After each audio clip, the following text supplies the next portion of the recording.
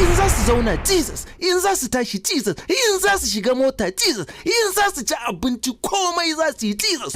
In suratul Hajj chapter 22 verse number 73. Ya ayyuhan nasi dhuriba masalan fastami'u la. Ya ku mutane an buga muku misali, ku saurari misalin. Innal ladzina tad'una min dunillahi lam yakhluqu dhubaban walaw istama'u la.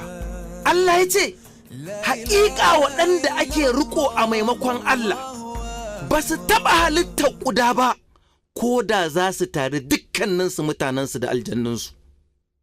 Ya ce wa in yaslibahum adh-dhubaba shay'an la yastanqidhu min.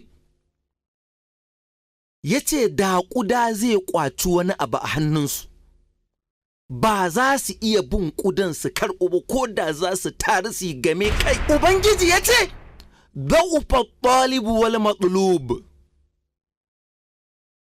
Da wanda yake bin su da su da ake bi, tunda sun gaza halittar ƙuda kuma sun gaza karɓar abin da ƙuda ya fusga, ya ce da masu bin su da su da ake bi dukkaninsu sun yi rauni. An rubuta a cikin Book of Acts chapter 2 verse number 22. You men of Israel, hear these words.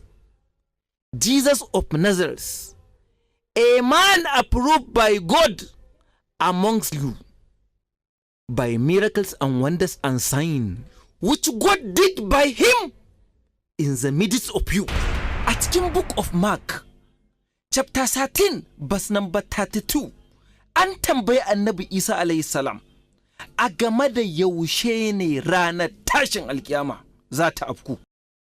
Ya ce of that day and that hour no waste no man, no, not the angels which is in the heaven, not even myself, but only Almighty God. Kamar yadda aka tabbatar mana a cikin Alƙur'ani mai girma annama ilahukum ilahun wahid, haka shi ma Annabi Isa alayhi salam ya tabbatar wa da bani Isra'ila jehuwa ilahuwe jehuwa ahad.